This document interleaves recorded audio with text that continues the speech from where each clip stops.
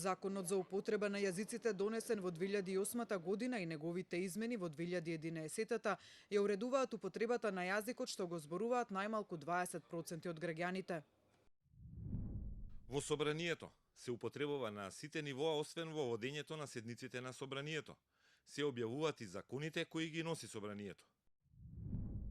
Во судството водење на кривична, прекршочна, парнична, управна постапка, постапка по жалба, тужби, покани, судски одлуки.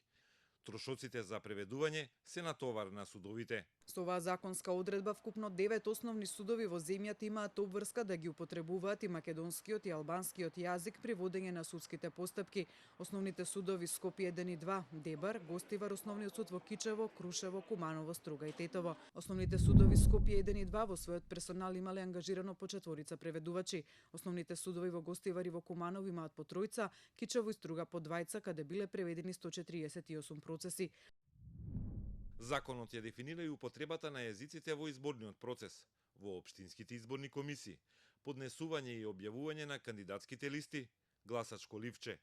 Во пракса и резултатите од изборите се објавуваат на друг службен јазик освен македонскиот, а се употребуваат и во претседателските избори, иако тоа не е предвидено со законот.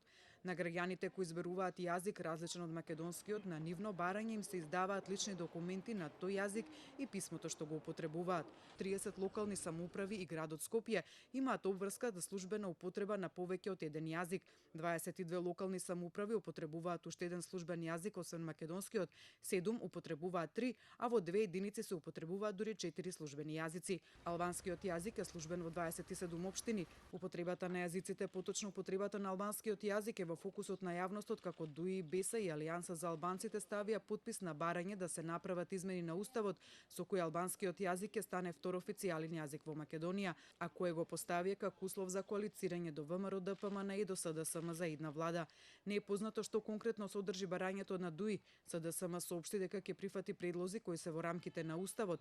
Од ВМРО ДПМН не излегува со детали, но повторно представници на ДУИ јавно изјавија дека за прв пат нема разлика меѓу македонските партии околу етничките прашања, став кој не може независно да се документира или потврди.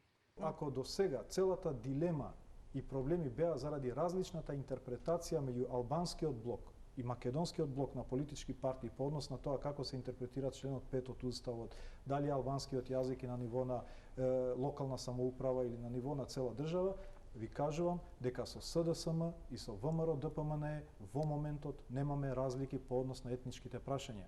Но што се бара може да се насети ако се спореди делот на декларацијата на албанските партии со документот кој уште во 2015 година го изработи Секретаријатот за спроведување на Охридскиот рамковен договор при владата на Македонија, како преглед на Охридскиот рамковен договор за социјална кохезија. Во декларацијата на албанските партии се повикува постигнување на целосна јазична еднаквост, употребата на албанскиот јазик во сите нивоа на власта и гаранција за неговата примена како фундаментално и уставно право. Уставот на Република Македонија треба да утврди дека македонскиот јазик и неговото кирилско писмо и албанскиот јазик со неговото писмо се официјални јазици во Република Македонија.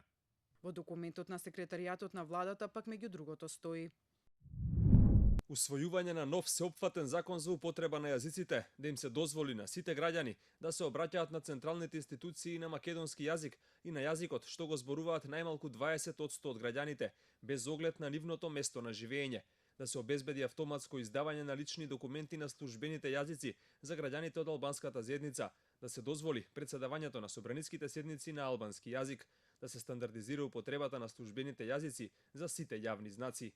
И анализата изготвена на владиниот секретаријат во 2015 година, слично како и декларацијата на албанските партии, сугерира потребни измени во уставот. Уставот не воспоставува целосна рамноправност на јазиците кои се службени на национално ниво, но одржува преференцијален статус за македонскиот јазик.